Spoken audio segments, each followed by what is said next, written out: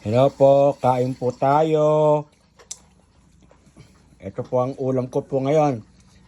Kasabay na po ang pananghalian at saka almusal. Guys, ito po. Piniri itong catfish, fried from the Philippines. At ito po, ang gulay namin ay pinakbet. Ayan po mga minamahal ko manonood. Sana po yung maibigan yung pagkain ito. Kain po tayo. Simple lang po ang pagluluto nito. Kung gusto po ninyo matuto, please comment down below para maturuan ko po kayo. Kasama po rito po joint effort po si Suwi TV Official.